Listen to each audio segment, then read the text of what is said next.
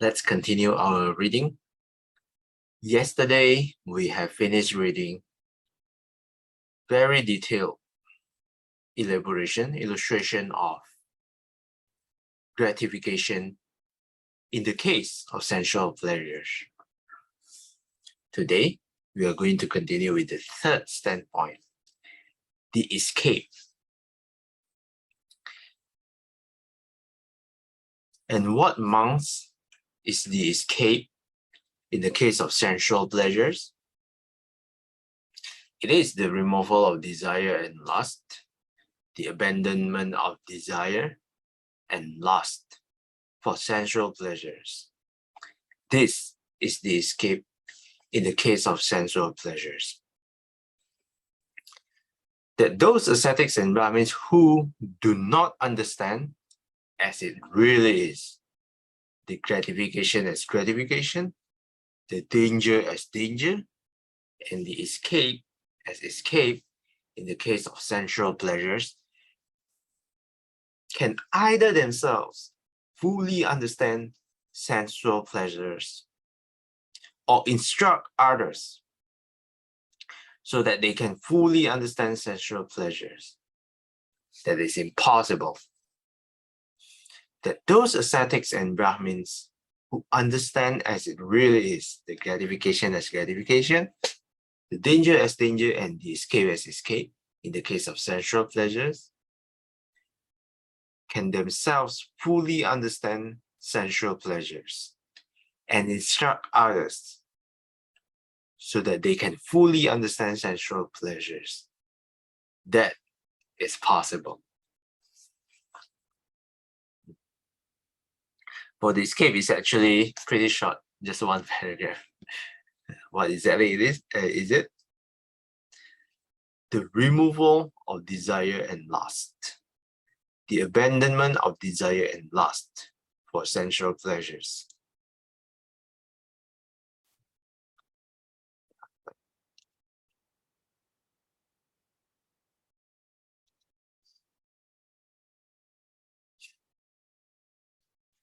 For a full explanation of why removing desire is necessary to remove suffering, we can refer back to the book Noble Eightfold Path. The explanation is pretty detailed there. And this section of the sutta concludes with those ascetics that understand these three standpoints,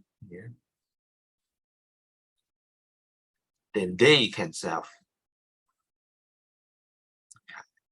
If they don't understand these three standpoints, then they do not fully understand sensual pleasures, and they cannot instruct others so that they can fully understand sensual pleasures.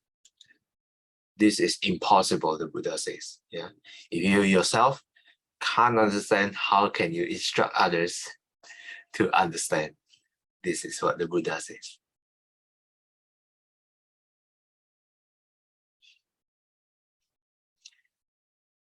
I think the key word here to focus on is fully understand. Maybe we understand to a certain extent. We understand to maybe 60%. Then we can only bring others to understand to 60%. We can't bring them to 100% understanding because we ourselves only at 60. How can we bring others beyond 60%? So we have to go all the way to 100% before we can bring others to 100% understanding as well. Okay, Sister Aikin, would you like to continue? Okay. Form 18.1. And what, monks, is the gratification in the case of form? Suppose there were a girl of the Katiya, a class, or the Brahmin class, or of householder stock, in her 15 or 16 years, neither too tall nor too short, neither too thin nor too fat, neither too dark nor too fair. Is her beauty and loveliness then at its height? Yes, venerable sir. Now, the pleasure and joy that arise in dependence on that beauty and loveliness are the gratification in the case of form. 19, section 2, 19.2. And what, monks, is the danger in the case of form? Later on, one might see that same woman here at 80, 90, or 100 years, aged or crooked as a roof bracket, double up, supported by a walking stick, tottering, frail, her youth gone, her teeth broken, grey-haired, scantily haired, bald, wrinkled, with limbs all blotchy. What do you think, monks? Has her former beauty and loveliness vanished, and the danger become evident? Yes, venerable sir, monks, this is the danger in the case of form. Okay, thanks, Sister Akim.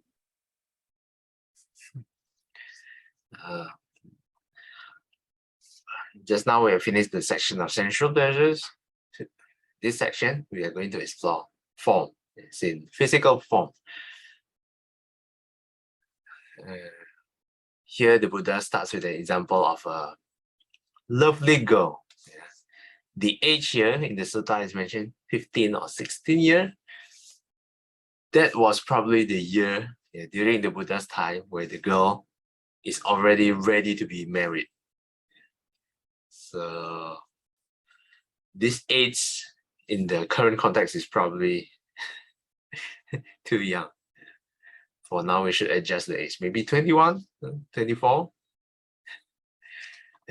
Anyway, here the point is, there is a period of age where both men and women are at their prime of their beauty, at the prime of their physical health.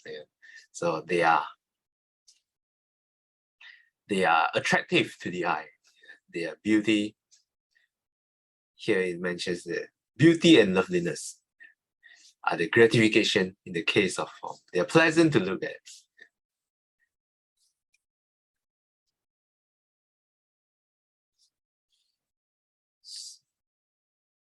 Okay, so that is the gratification. And what's the danger? Even when someone at their prime, actually, if you're at your prime, the only way to go is downhill. In the case of form, you already look your best. Then you cannot be. Maybe you can try to maintain. You can go to the gym, you can go to facial, but eventually, age will catch up. You can't escape. Even someone like, not sure if you guys know, Cristiano Ronaldo. He was probably one of the most, or maybe you can take David Beckham. In his prime, a lot of people are very attracted to him, but now he's still good looking, but starts to get, age starts to catch up with him. So here the Buddha illustrates the picture of that same woman, one might say at 80, 90 or 100 years, age as crooked as a roof bracket, double up, supported by a walking stick, tottering, frail, her youth gone, teeth broken, grey hair, scanty hair, bald, wrinkled, with limbs all blotchy. Then the Buddha asked, what do you think, monks? Do you think she's still beautiful? Do you think she still has her beauty and loveliness? As the danger becomes evident, the Buddha asked the monk. The monk replied, yes, Venerable Sir. The danger has become more evident. This is a danger in the case of form. So there's one technique that I use. Let's say, for example, there's an attractive girl. There's a girl that I think that's attractive, pleasant looking. And then I to imagine this danger, I actually look at how the moms look, the mom of the girl, because eventually the girl will age and will look similar to the mom. So easiest way is to directly look at the mom. Oh, after 20, 30 years, you will look like this. Would I still like the girl? So most of the time, the attractiveness like dips down. So this is one technique you can try. If you find someone attractive, try to look at how their parents look like. Okay, Sister Billy, would you like to continue?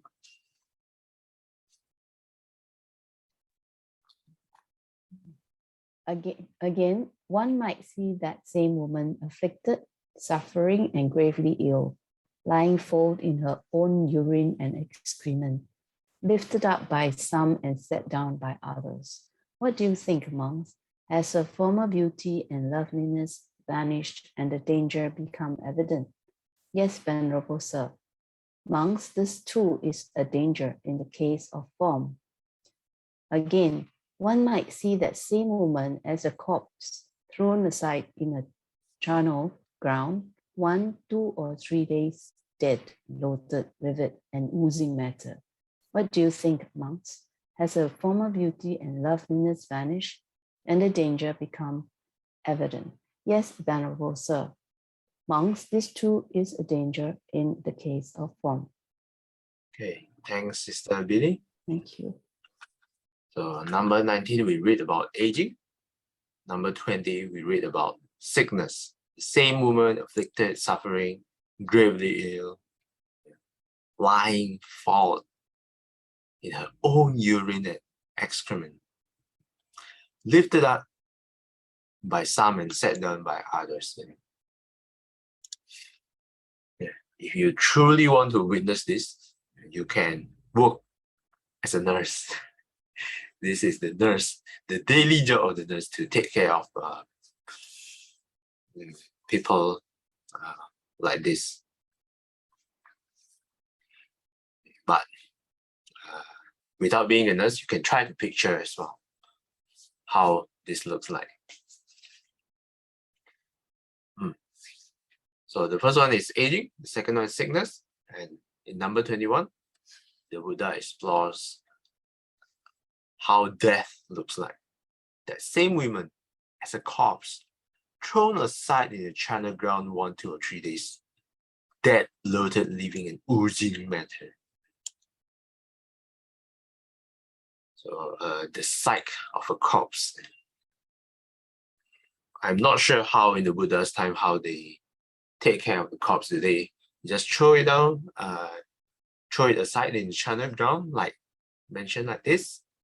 Not too sure. But in the modern times, in Singapore, you probably wouldn't see corpses lying around, but you can try to find the pictures in the internet there, because there is something like a crime scene or some abandoned elderly kind of thing. I read recently there is something very bizarre. It's like a couple in Thailand, and the girlfriend went overseas for a month or two. The boyfriend somehow left alone. When the girlfriend comes back, the boyfriend passed away in the house for a while already. And it was probably so hot in Thailand, and the corpse has already decayed so much that it's almost unrecognizable. So sometimes if you take a look at the news, you might be able to see an actual picture of a corpse. Okay, so this paragraph explores about death. I'll continue with the next one. Again, one might see that same woman as a corpse thrown aside in a charnel ground being devoured by crows, hawks, vultures, dogs, jackals of various kinds of wombs, a skeleton with flesh and blood held together with sinews, a fleshless skeleton smeared with blood held together with sinews, a skeleton without flesh and blood held together with sinews, disconnected bones scattered in all directions. Here a hand bone, there a foot bone, here a thigh bone, there a rib bone, here a hip bone, there a backbone, here the skull, bones bleached white, the colors of shells, bones heaped up, bones more than a year old, rotted and crumbled to dust. What do you think, monks? Has her former beauty and loveliness vanished and the danger become evident? Yes, venerable sir. Monks, this too is a danger in the case of form. The Buddha's illustration of this is very detailed.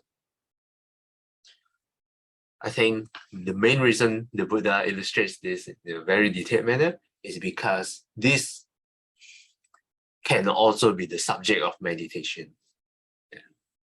Meditation on death, meditation on the corpse to reflect our mortality. Sister Aikim, would you like to continue? 30.3. And what monks is the escape in the case of form? It is the removal of desire and lust, the abandonment of desire and lust for form. This is the escape in the case of form. That those ascetics and Brahmins do not understand as it really is the gratification as gratification, the danger as danger, and the escape as escape in a case of form, can either themselves fully understand form or instruct others so that they can fully understand form that is impossible. That those ascetics and Brahmins who understand as it really is the gratification as gratification, the danger as danger, and the escape as escape in the case of form, can themselves fully understand form and instruct so that they can fully understand form that is possible. Okay, thanks, Sister Aikim. The escape in the case of form is exactly the same. The removal of desire and lust, the abandonment of desire and lust. This is the escape in the case of form.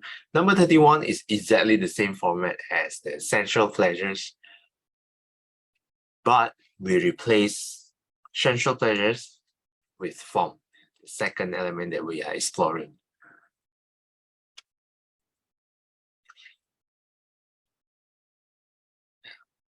Okay, I think this is a good time to stop. We will continue with feelings next time we read. Any questions or comments?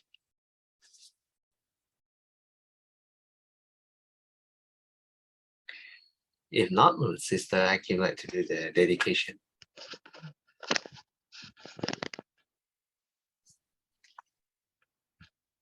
回向，愿消三障诸烦恼，愿得智慧真明了，普愿罪障悉消除，世世常行菩萨道。阿弥陀佛。 Thanks, Sister Aikim. Till we meet again, may we be guided by the Buddha, Dhamma, and the Sangha. Sadhu, sadhu, sadhu. Have a formless Thursday ahead. Thanks, everyone, and see you guys again next time.